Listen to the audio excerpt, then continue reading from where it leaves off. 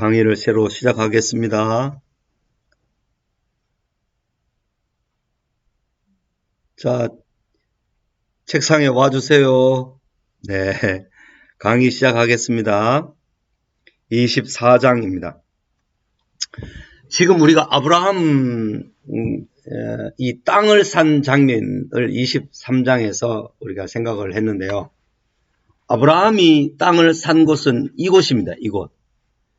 예루살렘과 브엘세바 최남단 사이에 있는 헤브론이라는 곳입니다. 헤브론. 예? 이 헤브론이라는 곳에 있고 이 사이에 딱 중간에 있습니다. 그 다음에 33장에 가면 세겜 땅에 야곱이 저 바단 아람으로부터 돌아와서 이 세겜 땅에 정착하려고 합니다. 이까지 안 내려오고 내려와서 여기 아버지한테 가야 되는데 여기서 정착하고 있다가 딸 디나가 강간당하는 사건이 벌어져서 셋째 아들, 둘째 아들, 셋째 아들 시몬과 레위와 시몬이 이 세겜족 주장들의 할례를 받게 해가 다 죽이는 사건이 여기는 납니다. 근데 이 세겜 땅에 야곱이 이때 땅을 사놓는데 이 땅이 나중에 누가 묻히는 땅이 되는가 하면 이 요셉이 묻히는 땅이 됩니다. 요셉이. 가나안 땅 내려갔다가 나중에 세월이 지나서 가나안 땅 돌아왔을 때 요셉이 여기 묻히게 되는데 이 땅은 요셉의 후손인 에브라임과 므낫세 있잖아요. 이 자손들의 중심지였습니다. 요셉과 므낫세 지파가 이 위에 있거든요. 그런데 유다 지파는 요 예루살렘을 밑으로 경계를 해서 요 밑에거든요. 유다 지파가. 이쪽이 광야 지역이에요. 정말 농사 잘 안 되는 척박한 땅만 있는 곳이 유다 지파의 땅이었어요. 그렇죠. 근데 여기는 또 보면 요셉 지파의 후손의 땅들은 엄청 비옥합니다. 여기 물이 많고 비가 많고 열매가 많고 이런 땅이 이 땅이에요. 그래서 역대상 5장 1절에 가서 보면 이 요셉이 나의 장자다 그랬습니다. 장자. 12지파 중에 장자 지파는 요셉 지파입니다.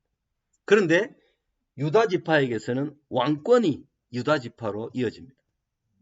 그죠? 그래서 여기는 물질적으로 엄청 풍부하고 여기는 권세, 하나님께서 왕권 다스리는 권세를 준 곳이 이쪽 남쪽 지역입니다. 그래서 유대인들은 이쪽 지역과 이쪽 지역을 상당히 중요하게 여기는데 유다 지파의 후손 왕족 유다 지파가 북이스라엘보다 훨씬 오래 보존되었고 바벨론 갔다가 다시 돌아와서 성전에 대한 모든 것이 다 보존된 것이 이쪽이라고 보기 때문에 이쪽 중심으로 이스라엘이 지금 많이 되어 있는데 대부분이 이쪽 땅들은 아직도 이 예루살렘의 3분의 1밖에 이스라엘이 차지하지 못하고 있고 헤브론이나 베들레헴이나 이런 땅들이 다 이제 팔레스타인 자치기구 땅으로 있습니다. 여기는 지금 요르단 서안 지구라고 해가지고 이쪽 지역도 다 지금 팔레스타인 자치기구로 있고 그런 입장이 있습니다. 24장에 들어가서 이제 리브가 이삭의 아내를 얻는 그 과정이 나오는데요. 약속에 근거한 믿음이라는 제목으로 말씀을 생각합니다. 하나님의 백성들에게 있는 믿음은 과연 무엇일까요?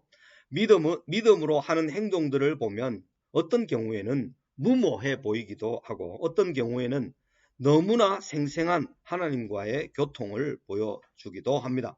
아브라함은 없는 것을 있는 것 같이 하여 부르시는 하나님이심을 확실히 믿었을 뿐만 아니라 하나님의 어린 양 메시아 예수 그리스도를 보기까지 함으로 죽은 자를 살리시는 하나님도 확실히 믿게 되었습니다.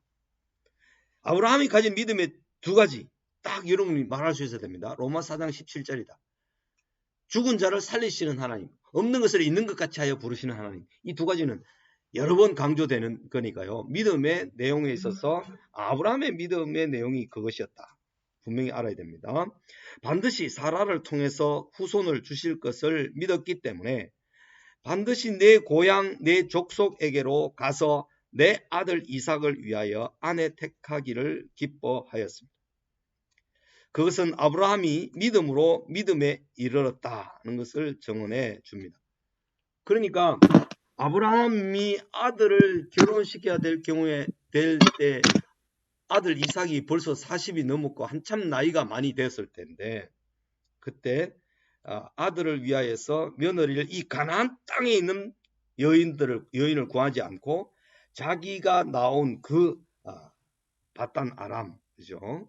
거기에 있는 내 고향 내 족속에게로 가서 이렇게 말하면서 아내 택하는 것을 이제 기뻐했습니다.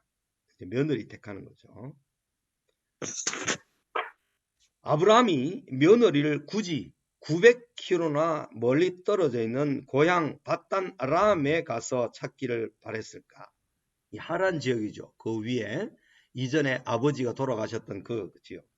그것은 아브라함의 믿음 때문이었습니다. 또 이 누군가가 이게 켜져 있네요. 혹시 이수정 집사님, 내가 이걸 확인해. 예. 마이크 좀 꺼주세요. 제가 이걸 끄는 것을 잠깐만요. 목에 다 보여야 끄는데. 참가자 명단에 들어가면 목사님이 있습니다. 참가자라고 적힌데 하단에. 잠깐만요. 하단에 참가자라고. 네네네. 여기 있네. 네, 거기 들어가시면 목사님이 네, 일반. 여기서 끄면 되겠네요. 네, 됐습니다. 음속을 자꾸 하는지. 네. 계속합니다. 아브라함이 며느리를 굳이 900km나 멀리 떨어졌던 고향 바단 아람에 가서 찾기를 바랬던 이유가 무엇일까? 그것은 아브라함의 믿음 때문이었습니다. 75세 때부터 140세 가까이까지 살아오는 동안 아브라함은 하나님의 뜻이 무엇인지 헤아릴 수 있었습니다. 여호와께서 그에게 범사의 복을 주셨더라는 것은 아브라함의 믿음이 온전케 된 재료였습니다. 하나님께서 범사의 복을 주셨더라. 아브라함은 며느리의 제일 조건이 여호와 하나님을 경외하는 경건임을 믿었습니다. 아브라함은 가나안 땅이 당시 메소포타미아 지역보다 훨씬 타락해 있었음을 알았습니다. 또한 아브라함은 단순히 아들에게 짝을 맞추어 주려는 그런 단순한 물리적이고 육체적인 것보다 여호와의 약속에 대한 믿음으로 이삭과 결혼하게 될 여자가 반드시 가나안 땅으로 와야 함도 믿었습니다. 하나님께서 예비하신 여자라면 반드시 자기가 그 바단 아람 지역을 떠나 하란 지역을 떠나왔던 것처럼 그녀도 따라올 것이라고 믿었습니다. 그는 그것을 2번씩이나 매우 강조했습니다. 6절과 8절에서요. 또 아브라함은 하나님께서 그 사자를 종인 엘리에셀보다 앞서 보내실 것을 믿었습니다. 아브라함의 믿음이 이렇게 온전하게 되었던 것은 실제로요. 모세 시절에 오게 되면 하나님께서 신명기에서 모세에게 뭐라고 말씀하시는가 하면 내가 왕벌을 내 앞서 가나안 땅에 보내겠다. 그래서 너희들이 가서 그 땅을 차지할 때 미리 다 그 가나안 사람들 마음속에 두려움을 가득하게 해서 너희들에게 이기지 못하게 그렇게 하실 것이다. 이런 말씀을 이제 하시는 것처럼 하나님께서 아브라함의 종 엘리에셀보다 먼저 하나님의 사자를 보내서 예비된 사람을 준비해 주실 것이라고 이렇게 아브라함은 믿었던 것입니다. 우리가 믿음이 온전히 있다는 것은 우리가 두려운 일, 막연한 일, 어려운 일 가운데서도 하나님께서 책임지시고 그 일을 가장 아름다운 걸로 그리고 선한 걸로 이루어 주실 것을 내가 믿습니다라고 하는 그 믿음이 온전한 믿음으로 자라났다는 증거가 되는 거죠. 내가 어떤 일을 하려고 하고 어떤 길을 가려고 하는데 이 방향과 이 길이 분명히 하나님 뜻이 맞다고 생각하면 그리고 그 길에서 일어날 모든 일들도 하나님께서 책임지실 것이다. 이렇게 믿는 것이 온전한 믿음이죠. 그죠?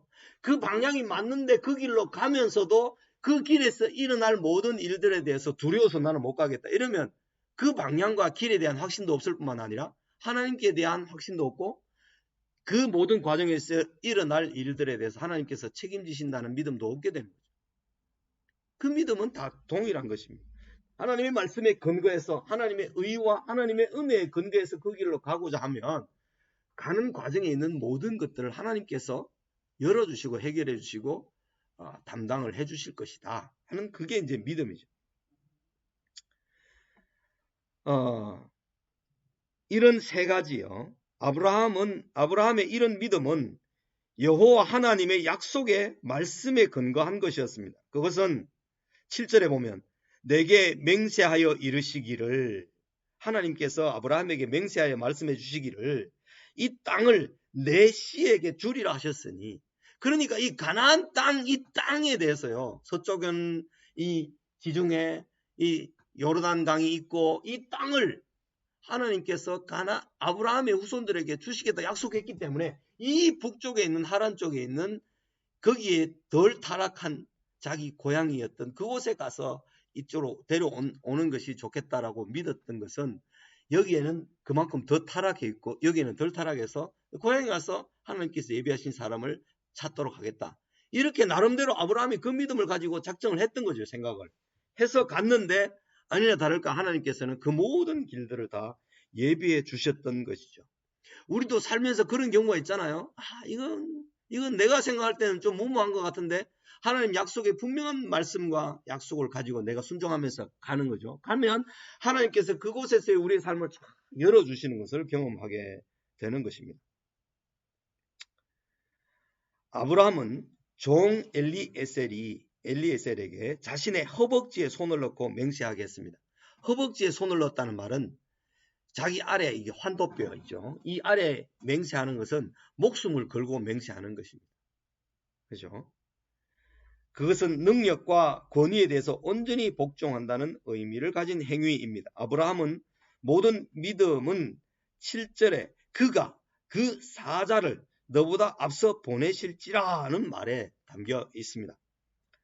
엘리에셀이라는 사람의 경건을 보여주는데, 이 엘리에셀은 하란 지역에서부터 이미 함께 따라온 사람입니다. 그래서 약속의 자녀가 10년 동안 없을 때 하나님께 그렇게 말했죠. 이 집에서 종으로 있는 다메섹 사람 엘리에셀이나 내 상속자가 되지 않겠습니까? 이렇게 자조 섞인 말을 했다고 우리는 앞 시간에 배웠습니다. 그런데 그 엘리에셀이라는 사람의 경건을 여기서 볼 수 있습니다. 아브라함은 자기의 상속자로 삼고 싶어 했을 만큼 신실했던 다메섹 사람 엘리에셀을 아브라함의 권위에 복종할 것을 맹세시킨 후 며느리 찾는 일에 보냈습니다. 22장 20절에서 24절에 아브라함의 형제 나훌이 족보가 소개되고 나훌, 버두엘, 리브가의 이름이 언급된 것은 24장의 사건을 이해시키기 위함입니다. 아브라함과 함께 100여 년을 살았던 엘리에셀이기 때문에 아브라함에게 가장 신실했고 마음까지 통했을 것입니다. 아브라함이 이삭을 위하여 아내를 택하라는 아브라함의 말에 여자가 오지 않으려고 한다면 이삭이 그곳으로 가도 가능한지를 이 엘리에셀이라는 사람이 아브라함에게 물었어요. 만약에 그 여자가 하나님의 인도하심으로 이삭의 짝이라고 생각하는데 이삭을 그 여자가 안 오려고 하면 이삭이 그 바단 아람 그곳에 가서 살아도 됩니까? 이렇게 묻는 거예요. 아브라함 no 그건 아니다. 이 땅으로 와야 된다. 이 땅에 오는 것이 하나님께서 예비하신 이삭의 짝인 것으로 믿는 조건이다. 그런 이야기를 하면서 아니다 그렇게 말하죠. 그것 때문에 아브라함은 며느리 될 여자가 반드시 이곳 가나안으로 와야 함을 강조하였습니다. 엘리에셀은 오늘 나에게 순조롭게 만나게 하사 내 주인 아브라함에게 은혜를 베푸시옵소서 라고 하나님께 간구하면서 그 900km나 되는 길을 갔을 것입니다. 그렇게 기도하고 난 뒤 하나님께서 예비하신 짝을 확인하는 과정을 스스로 나름대로 설정을 해봅니다. 이로 말미암아 주께서 내 주인에게 은혜 베푸심을 내가 알겠나이다. 자기가 설정해놓은 어떤 과정들을 이렇게 하면 이렇게 하고 이렇게 하면 이렇게 딱 설정해놨는데 그것대로 쫙 이루어지는 것을 볼 때 이건 하나님께서 미리 하나님의 사자를 보내서 예배해 놓으신 길이구나 하는 것을 짐작하고 알게 되었다는 거죠. 근데 이제 이런 것을 우리가 함부로 막 우리 나름대로의 욕심과 생각대로 막 정해놓고 여기에 대한 길이 열리면 무조건 하나님이 가라고 하시는 길이다 이렇게 너무 쉽게 이제 막 그렇게 살기에는 매우 조심스러운 면이 있습니다. 요나가 다시스로 가라는 명령을 반대해서 이 지중해를 통해서 저 반대 끝으로, 그죠? 반대 저기 스페인 쪽으로 가려고 왔는데 요파항에 이르렀더니 마침 그때 출항하는 배가 있어가 좋다 하면서 올라탔는데 그건 아니었죠. 그죠? 그렇게 길이 열리고 막 현진다고 해서 금방 되는 것이 아니고 이미 요나는 가기 전에 하나님께서 다른 명령이 있는데 그 명령을 거부하고 왔기 때문에 그것이 잘 열린다 하더라도 그 배를 타는 것은 잘못된 일이죠. 그죠? 그런 것 같이 그런 일이 있을 수 있는데 이 엘리에셀은 분명히 그렇게 자기가 어느 정도 가정한 일들이 그대로 일어났기 때문에 하나님께서 길을 인도해 주셨구나 하는 것을 알게 됩니다.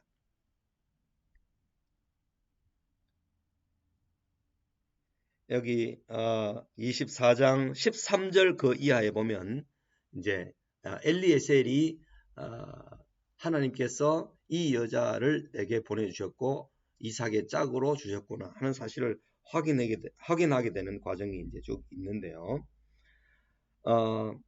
이렇게 하나님께서 이런 일을 내게 인도해 주시면 내가 하나님께서 내 주인에게 은혜 베푸심을 알겠습니다.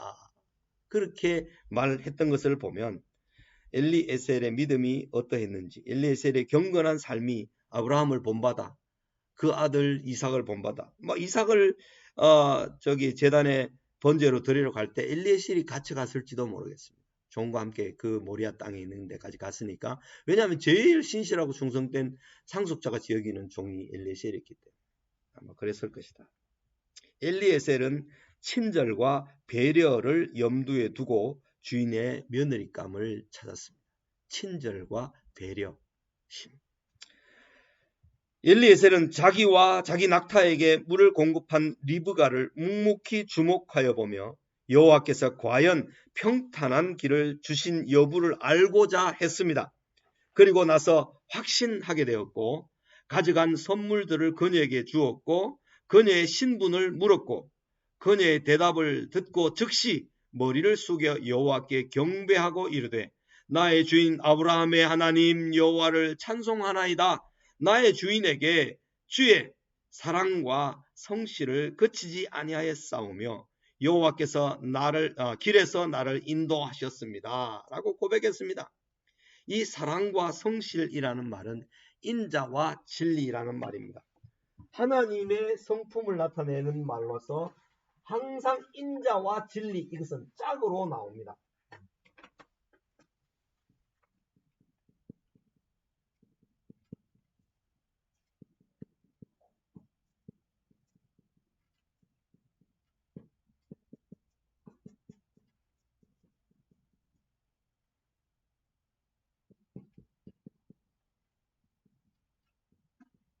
이 말들로 번역된 이런 표현들은요, 다 똑같은 말입니다. 요거는 신약적인 표현이죠. 신약적인 표현. 신약적 표현으로 요한복음 1장에서 하나님의 독생자의 그 모습을 보니 은혜와 진리가 충만하더라 라고 했을 때, 그죠? 카리스카이 알레테이아 이런 말을 쓰고 여기는 헤세드 우 에메트 이거 엔드로 연결하죠. 엔드로. 이 말은 다 똑같은 말입니다. 이 말은. 하나님의 성품은 인자와 공의, 인자와 진리, 인자만으로 행하신다면 모든 사람이 다 용서되어야 되고 모든 사람을 악을 행하는 사람을 정죄할 수가 없습니다. 그런데 또 진리만의 하나님이라고 하면 살아남을 사람이 아무도 없습니다. 그래서 하나님은 인자와 진리가 매우 균형감 있게 완전하게 그분의 의로우심, 공의로우심으로 이 두 가지가 다 나타나고 이렇게 시행되는 거죠. 그 하나님의 성품을 한마디로 말하려 하면 인자와 진리가 되는 것입니다. 여기에 나오죠. 말씀에 근거하여 사는 믿음은 결코 무모하지 않으며 하나님의 인자와 진리를 경험하게 되어 담대하게 살아갈 수 있습니다. 성도는 믿음으로 하나님의 은혜의 보좌 앞에 담대히 나아가도록 부르심을 받은 사람들입니다. 그 아버지의 그 아들 이삭, 그 주인의 그 종 엘리에셀, 그 하나님의 그 종 아브라함을 통하여 그리스도를 본받은 바울을 본받은 데살로니가 성도들을 본받은 온 아가야 사람들을 생각하며 여호와를 찬양합니다.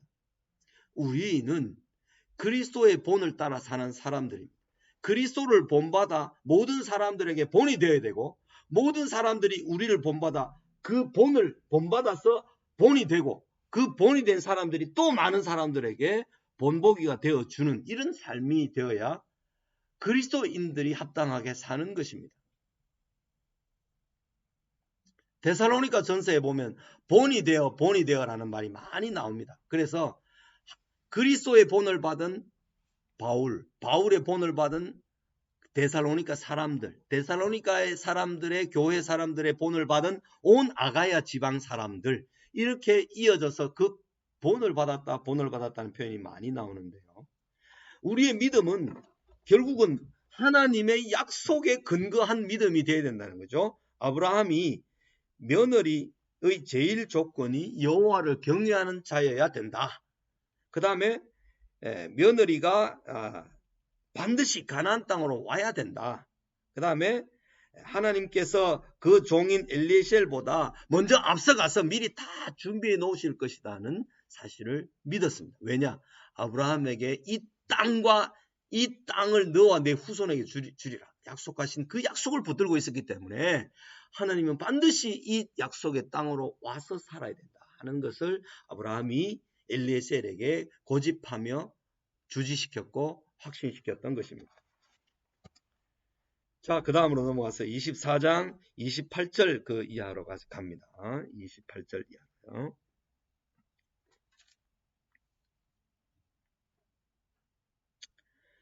아름다운 신앙 간정을 한번 봅시다. 하나님의 말씀대로 사는 사람의 신앙 간정을 들으면 듣는 우리는 그 일을 이루신 하나님을 함께 찬양합니다. 아브라함의 종 엘리에셀은 이전 아브라함과 한 많은 시간 동안 아브라함을 향하신 하나님의 크신 일과 은혜를 많이 함께 누렸을 것입니다. 하나님의 은혜를 많이 경험한 아브라함만큼 엘리에셀도 하나님을 경외하는 사람이 분명했습니다. 아브라함의 종 엘리에셀이 아브라함의 형제 나홀의 아들 부두엘의 자녀들을 만나 하나님의 크신 은혜를 함께 나누고 있습니다. 그들은 서로 여호와의 은혜를 아는 사람들이었습니다. 종으로서 충실했던 엘리에셀이 나오는데 하나님의 일을 맡은 사람들의 가장 뚜렷한 특징은 하나같이 종의 자세를 잘 간직한 것입니다. 하나님은 사람의 능력이 아니라 태도를 보시는 분이십니다. Not ability but attitude라고 하는 이 말 아주 중요하게 여겨야 합니다. 성령의 9가지 열매라든지 아까 믿음의 덕의 지식의 절제를 이런 쭉 덕목들을 보거나 집사의 조건, 장로의 조건, 그 다음에 목자의 조건, 그 다음에 백부장의 조건, 천부장의 조건, 그 출애굽기 18장에 이드로의 도움을 받아서 그 천부장, 백부장, 십부장을 세울 때 그 덕목을 봤던 것들을 다 보고요. 팔복의 내용을 다 봐도 결국은 능력을 뜻하는 말은 거의 없고 다 태도를 요구하는 것을 우리는 볼 수 있습니다. 하나님의 일을 맡은 직분자들의 자격을 말하는 여러 곳을 찾아보면 모두가 태도를 말하고 있는데요. 아브라함의 종 엘리에셀은 죽게 하듯 아브라함을 대하였습니다. 무슨 일을 하든지 마음을 다하여 죽게 하듯 하고 사람에게 하듯 하지 말라. 어떤 일을 맡았으면 지극히 진실하고 충성스럽게, 그죠? 의롭게 하려고 해야 되지 않습니까? 우리가 이런 자세로 살기 때문에 예수 믿는 사람들이 장사를 해도 교육을 해도 예수 믿는 사람이 정치를 해도 정말 제대로 믿으면서 하면 그죠? 제대로 열매를 맺을 수가 있다는 것입니다. 왜냐하면 죽게 하듯 하기 때문입니다. 그러니까 쌀을 직접 갖다 주기보다는 죽게 하듯 하는 그 자세를 가르쳐 주기 위하여서 하나님의 말씀을 통해서 많은 사건들, 성경에 기록된 사건들을 통해서 그 인물들의 신앙을 잘 심어주고 가르쳐주면 그 사람이 모든 하는 일에서 죽게 하듯 하기 때문에 인정을 받기도 하고 장사가 신용을 얻어서 잘 되기도 하고요. 모든 것이 다 잘 될 수가 있다는 그 말입니다. 그것이 너희는 먼저 그의 나라와 의를 구하라. 그리하면 이 모든 것을 너희에게 더하시리라는 말씀에 연결되어 있는 것입니다. 엘리에셀은 아브라함과 충분한 소통과 순종을 함으로 또 하나님의 인도하심을 온전히 신뢰함으로 아브라함의 종으로 충성했습니다. 그것은 여호와께 복을 받은 자여 들어오소서라는 라반의 고백으로도 알 수가 있습니다. 저녁 식사를 대접하기 전에 먼저 아브라함의 인도하심을 리브가의 오라버니 라반과 나누기를 원했던 것으로 보아서도 알 수 있습니다. 엘리에셀은 정직하고 순수한 마음으로 이삭의 좋은 배필을 분별할 조건들을 기도했는데 즉시로 그 조건들이 충족되는 사람을 만나게 되었습니다. 엘리에셀은 종으로서 아브라함의 하나님을 온전히 신뢰한 가운데 선한 일을 위하여 선한 마음으로 간구했더니 즉각 응답되므로 하나님의 뜻으로 금방 알아차릴 수 있었습니다. 목적이 선하지 않거나 욕심으로 구하면 그 일이 아무리 정확하게 즉각 응답되어도 하나님의 뜻으로 받기에는 곤란합니다. 욥바 항구로 가서 다시스로 가는 배를 즉각 만났다고 해서 그것이 요나에게 대한 하나님의 뜻이 아닌 것처럼 말입니다. 하나님께서 예비하신 리브가가 나오는데요. 리브가는 과연 하나님께서 예비하신 이삭의 짝이었습니다. 아브라함과 오래 함께 있었던 엘리에셀은 아브라함과 일심동체라고 해도 과언이 아닐 만큼 한 마음이었습니다. 또 하나님께서 원하시는 것이 무엇인지도 알았습니다. 그는 여자가 친절과 배려심을 가지고 있는지를 확인하려고 했습니다. 엘리에셀에게 리브가는 그것을 200% 충족하는 여인이었습니다. 중동의 샘은 큰 웅덩이로 되어 있고 나선형의 계단을 그 안에 만들어 놓으므로 한참 내려가서 물동이에 물을 길어와야 올라와야 하는 구조로 되어 있습니다. 어떤 그림인지 알겠죠, 그죠? 구덩이가 큰 게 있는데 그 안에 이렇게 내려가는 계단이 그 벽을 따라서 이렇게 내려가 산참 내려가서 물을 걸어 올라와야 되는 그런 구조로 되어 있습니다. 리브가는 엘리에셀에게 물을 주었을 뿐만 아니라 10마리의 낙타를 위하여 자기가 힘들여 길어온 항아리 물 전부를 구유에 붓고 다시 기르려고 우물 아래 내려갔습니다. 처음 보는 사람에게 이런 수고를 마다하지 않는 것은 그녀 리브가가 얼마나 적극적으로 친절과 배려를 베푸는 사람인가를 알게 해주기에 충분한 조건이었습니다. 그것을 묵묵히 주목하여 보았던 엘리에셀은 리브가가 하나님께서 예비하신 사람이었음을 확인할 수 있었고 결혼을 할 때 주는 예물을 그 자리에서 그녀 리브가에게 주었던 것입니다. 대리인으로 청혼을 한 거죠. 그렇죠? 하나님의 인자와 성실을 경험한 엘리에셀이 나오는데 신앙 간증은 나의 욕심이 충족된 것을 말하는 것이 아닙니다. 하나님의 뜻대로 사는 사람이 하나님의 영광을 위하여 구하는 일이 성취되는 과정에서 하나님께서 얼마나 세밀하게 은혜를 베푸셨는지를 말하는 것이 신앙 간증입니다. 엘리에셀은 2번씩이나 똑같은 말, 즉 하나님의 사랑과 성실, 인자함과 진실을 간증해서 언급하고 있습니다. 돌아와서 이제 아브라함에게 보고할 때 다 말한 것이죠. 간증은 하나님이 어떤 분이신지를 경험한 것을 말하는 것입니다. 간증은 하나님의 성품의 핵심인 사랑과 신실함, 은혜와 진리, 인자와 진리, 인자와 성실, 이런 것을 경험한 것을 말해야 하는 것입니다. 간증은 여호와께서 바른 길로 인도하시는 것을 증언하는 것입니다. 그리고 그 결과를 대할 때 하나님께 경배하고 찬송할 수 있어야 합니다. 오직 하나님의 인도하심으로 정확하게 어떤 일이 이루어졌을 때 우리는 여호와의 인자하심과 성실하심을 찬양해야 하는 것입니다. 그런 많은 간증을 통하여 여호와를 높이 찬양하는 2021년 되기를 주님의 이름으로 축복합니다. 아름다운 신앙 간증이 이렇게 엘리에셀을 통해서 주어지는 것을 볼 때 그 아름다운 사람의 신앙 간증은 그 본인과 함께 했던 신앙의 본보기였던 아브라함과 그죠? 이런 사람들 사이에서 정말 아름다운 간증이 정상적이고 아주 아름다운 간증이 일어나게 되고 그 간증을 통해서 주님을 찬양하게 되는 것입니다. 여러분의 가정과 또 자녀들에게도 이런 아름다운 간증이 있었으면 좋겠습니다.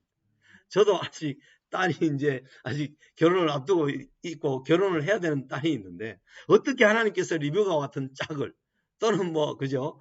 이삭과 같은 짝을 예배해 주실지 기대하고 기다리고 있습니다. 기도하는 중에 하나님의 선하신 손길을 경험해서 좋은 간증이 우리 가운데 있기를 간절히 소원합니다. 창세기 24장 50절에서 67절까지 24장은 아주 깁니다. 3번에 걸쳐서 말씀을 이제 생각을 했는데 순종이란 무엇인가를 우리에게 또 가르쳐 줍니다. 하나님의 뜻에 순종하는 것은 매우 중요합니다. 그러나 하나님의 뜻을 잘 알지 못해서 자기 중심적 해석으로 인해 순종이 얼마든지 왜곡될 수 있습니다. 순종은 하나님께 하는 것이며 하나님의 뜻에 복종하는 것입니다. 그것은 성경을 올바르게 이해하고 해석하는 데 기초하고 있습니다. 그러므로 하나님의 말씀을 올바로 이해하고 해석하지 않으면 순종이 왜곡될 수도 있음을 잊지 말아야 합니다. 목사님들이 순종을 가르칠 때 목사에게 목사의 말에 순종하도록 가르치는 것은 잘못된 것입니다. 하나님의 말씀에 이렇게 하나님이 원하시고 기뻐하십니다. 하나님께 순종하십시오라고 그리스도의 말씀과 하나님의 말씀에 복종하도록 가르쳐야 되지. 내 말을 이렇게 하는데 왜 내 말 안 들어? 하면서 내 말 안 듣는 것 가지고 책임을 하고 막 채근을 하고 뭐라 그러면 이거는 이제 자기 종을 만드는 것이지 하나님 그리스도의 종을 만드는 것이 아닙니다.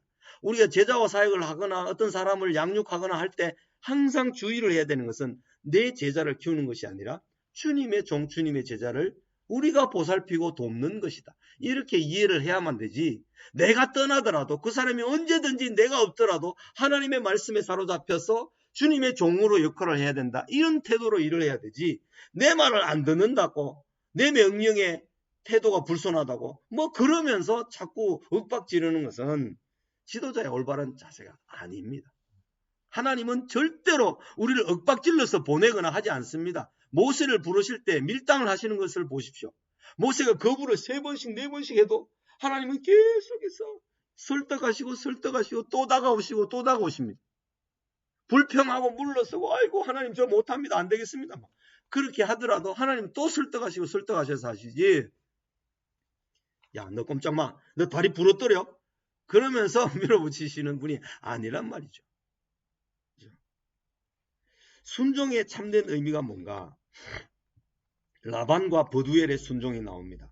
리브가의 오라버니 라반과 아버지 부두엘은 엘리에셀의 간증을 듣고 이 일이 여호와께로 말미암았으니 라고 말하므로 일어난 일들이 여호와의 섭리 가운데 있음을 확신했습니다. 그들은 또한 리브가가 당신 앞에 있으니 데리고 가서 여호와의 명령대로 그를 당신의 주인의 아들의 아내가 되게 하라. 고 여호와의 명령에 순종했습니다. 라반과 그 아버지 부두엘은 아브라함과 그 종 엘리에셀의 신앙 인격을 신뢰했습니다.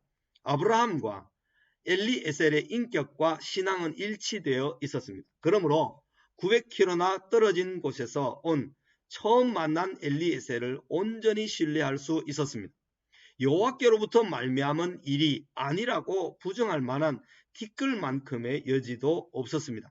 라반과 부두엘과 부두엘의 아내는 딸을 먼 땅으로 시집 보내면서 조금의 시간이라도 말미를 주어 함께 있고 싶어 했습니다. 그러나 리브가의 의사를 묻고 난 뒤에는 하나님의 뜻을 즉각 알아차렸고 엘리에셀의 부탁대로 즉시 딸을 엘리에셀과 함께 보냄으로 온전히 순종했던 것입니다.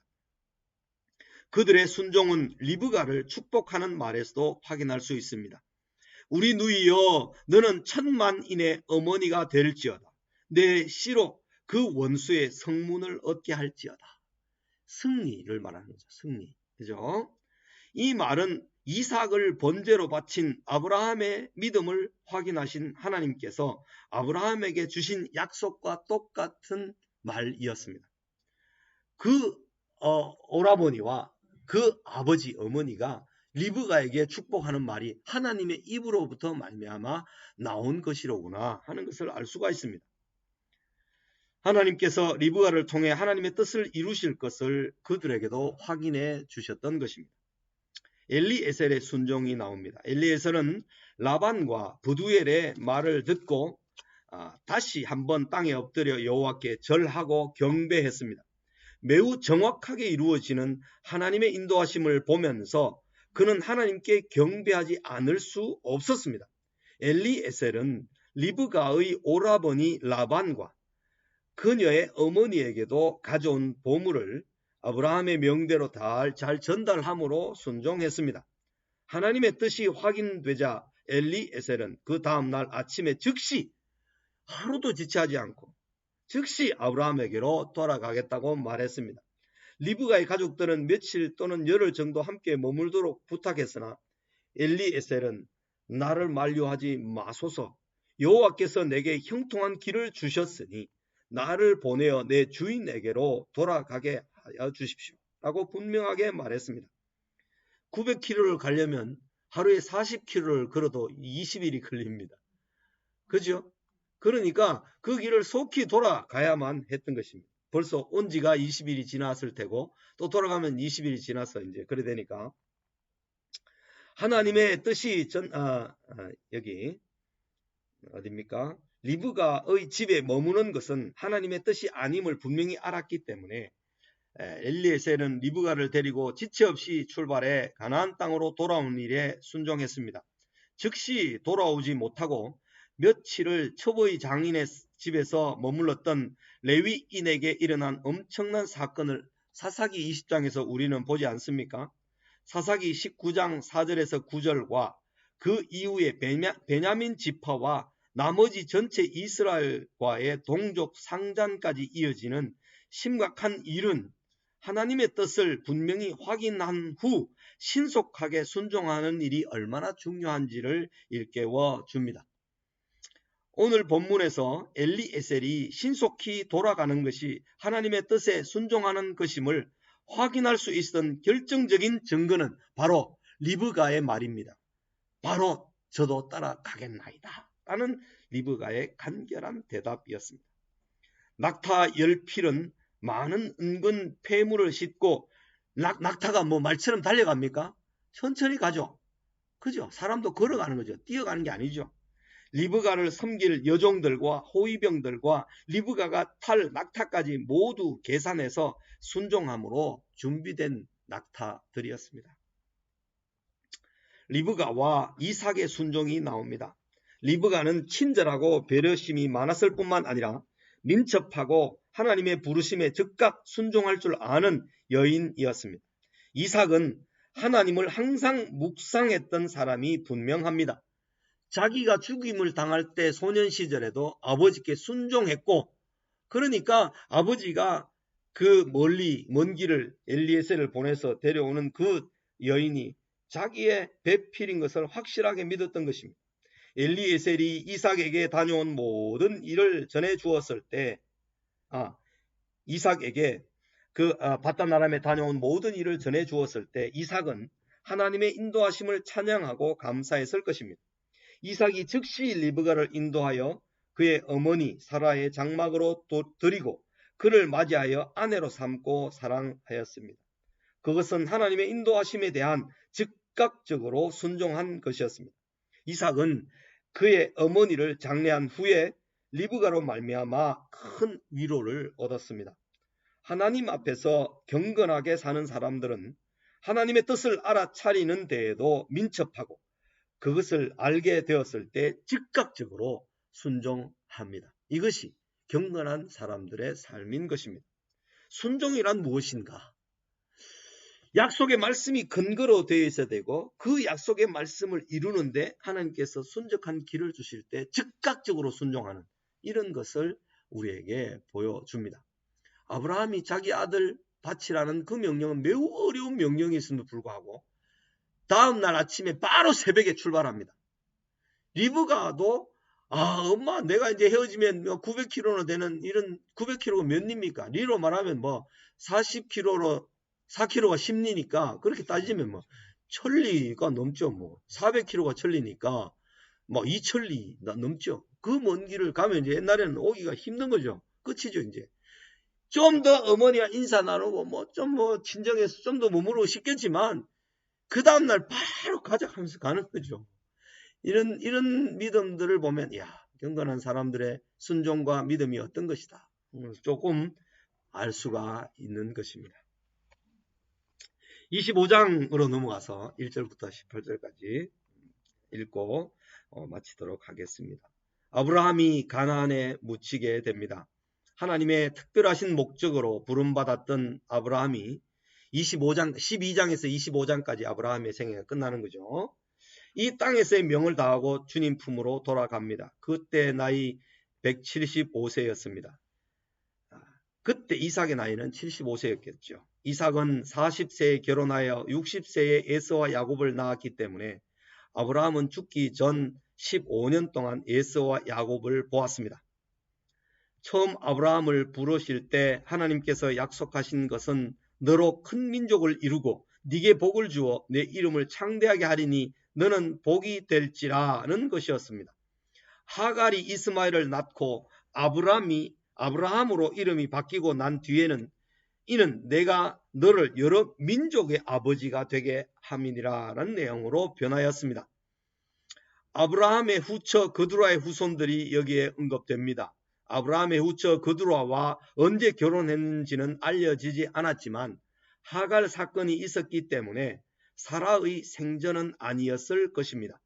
사라가 127세로 죽었을 때 아브라함의 나이 137세였고 그 후 다시 38년간 더 살다가 175세의 아브라함이 죽었기 때문에 그 기간 38년 동안 그두라가 아브라함의 아내로 살았을 가능성이 있습니다. 이삭이 아내를 맞이하는 24장이 23장 사라의 죽음과 25장 아브라함의 죽음 사이에 있다는 것은 시간적으로 진행된 것입니다.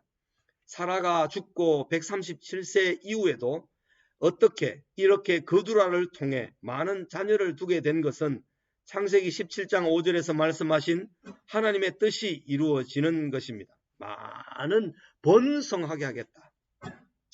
그두라, 케투라라는 이름은 향수를 바른 사람이라는 뜻입니다. 그두라가 아브라함에게서 낳은 아들들 중에 미디안이 있습니다. 미디안. 이 미디안 족속들도 나중에 이스라엘을 괴롭히는 족속으로 역할을 합니다. 모세의 장인이 미디안의 겐 족속이었고 가나안 땅에 이스라엘이 들어가기 전에 모압 평지에 있었을 때 바알보올 사건으로 민수기 25장에요. 이스라엘을 음란에 빠뜨린 족속이 이 미디안 족입니다. 요셉의 형들에게서 요셉을 사간 사람들도 이 미디안 장사 사람들이었습니다. 아수르 족속도 그두라가 낳은 욕산의 아들로 나옵니다. 이런 여러 민족들, 서자들, 초배 아들이라고 언급했는데요. 아브라함은 생전에 그들에게도 재산을 나누어 주어 이삭과 따로 떨어져 살도록 조치하였다는 것은 이스마엘 이후에 아브라함이 하나님의 뜻을 온전히 깨달았기 때문이었습니다. 자, 이런 그두라의 후손들, 미디안, 그 다음에 아수르족 이런 족속들이 나중에 이스라엘을 어떻게 괴롭히는가 하는 역사도 우리는 이미 알고 있어서 이것을 이제 좀 굵은 표시로 해놨습니다. 아브라함이 가나안 땅에 묻히다. 아브라함의 장래에는 이삭과 이스마엘이 상주가 되었습니다. 무덤은 38년 전에 사라가 죽었을 때 아브라함이 샀던 막벨라 굴이었습니다. 헤브론 막벨라 굴 있는 그 밭. 아브라함은 가나안 땅 전체를 약속받았지만 그것을 멀리서 보고 기뻐하였습니다. 아브라함은 가나안에 들어와 100년을 살았습니다. 그리고 약 500년 뒤에 하나님께서 아브라함에게 약속하신 그 땅을 온 이스라엘이 여호수아와 함께 취하게 되었습니다. 아브라함은 여호와 하나님의 부르심을 받고 온전히 순종했던 사람이었습니다.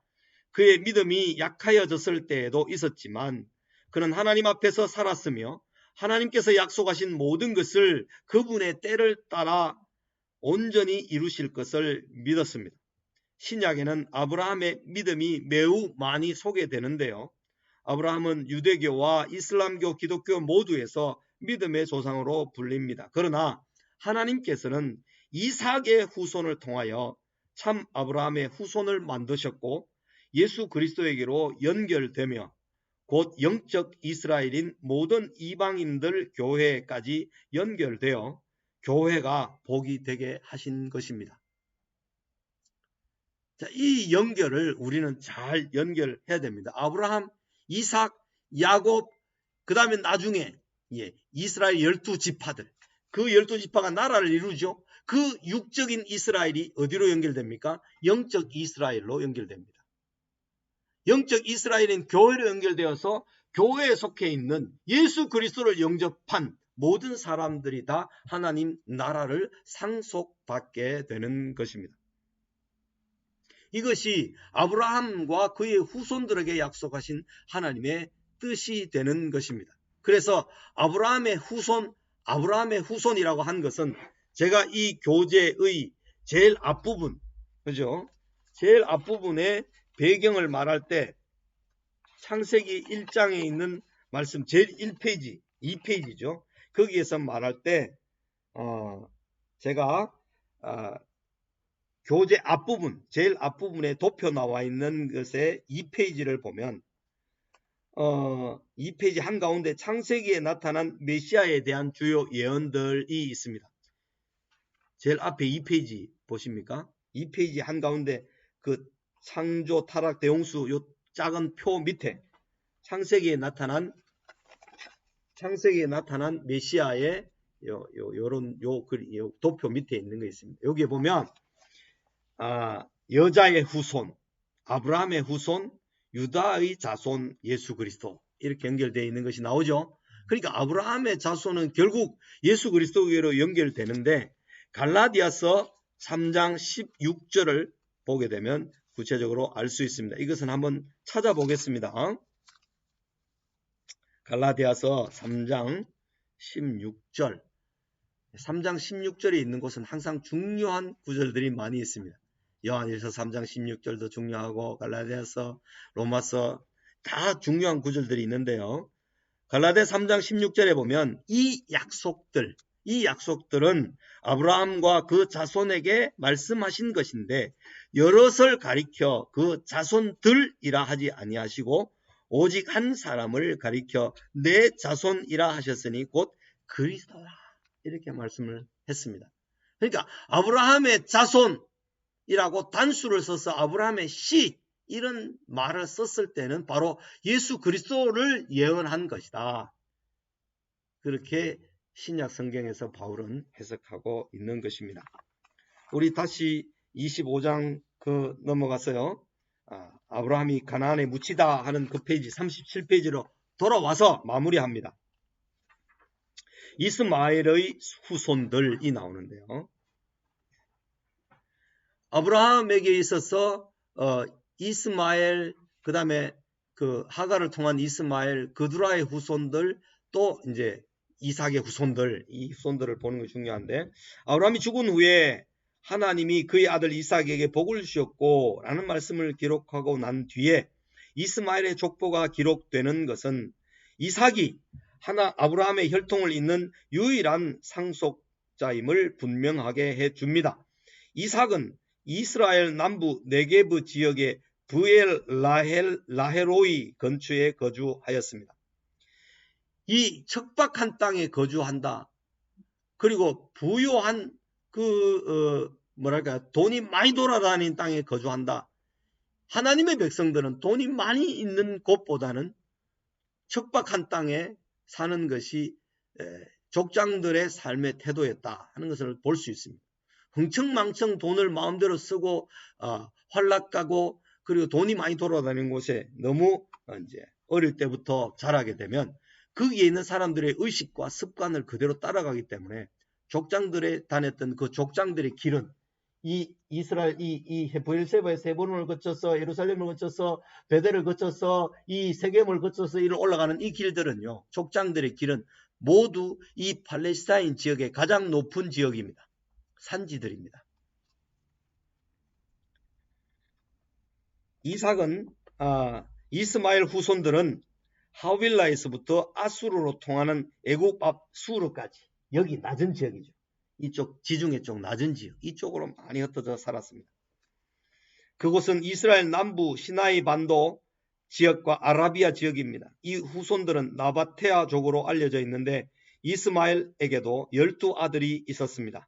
그 아들들은 모든 형제의 맞은편에 거주하였다 했는데, 맞은편이란 말은 형제를 대적하여 거주하였다, 이런 의미가 있습니다. 이스마엘의 후손은 사람들 중에 들나귀 같이 되리니 그의 손이 모든 사람을 치겠고 모든 사람의 손이 그를 칠지며 그가 모든 형제와 대항해서 살리라는 예언대로 그 형제 이스라엘을 대적하여 사는 족속들이 되었습니다.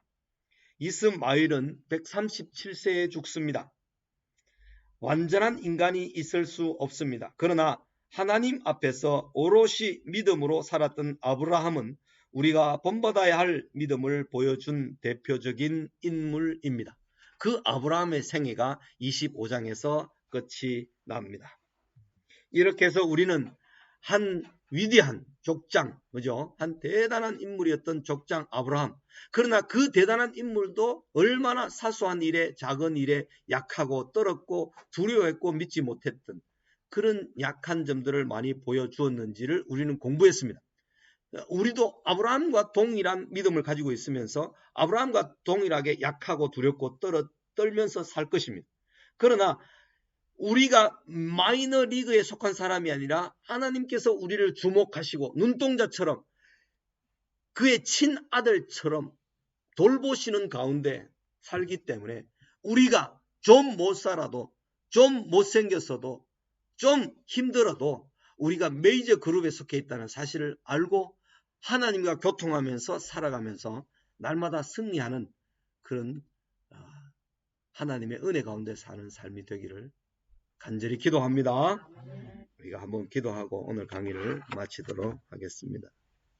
기도하겠습니다. 하나님 아버지, 우리에게 말씀하시는 주님, 우리에게 깨닫게 하시고 알게 하시는 주님, 믿음의 본들을 믿음의 본보기로 살았던 믿음의 거장들의 삶이 얼마나 연약하고 또 실수가 많았고 또 믿음이 약했던 것을 보면서 주님, 우리도 그들의 길을 걸어갈 수 있겠다라는 믿음을 가지고 그들과 동일한 성정을 가지고 아버지 앞에 기도하며 두렵고 떨리는 마음으로 살면 아브라함의 후손으로 살 수 있겠다라는 믿음을 가지게 됩니다. 하나님 아버지여, 저희들에게 믿음으로 담대히 하나님의 은혜의 보좌 앞에 나아가서 날마다 우리의 아버지 되신 하나님 아버지께 구하며 아버지와 교통하며 아버지의 뜻을 물으며 그 뜻의 확신을 가지고 두려움 없이 담담히 우리의 걸어갈 길을 뚜벅뚜벅 걸어갈 수 있는 은혜를 베풀어 주옵소서.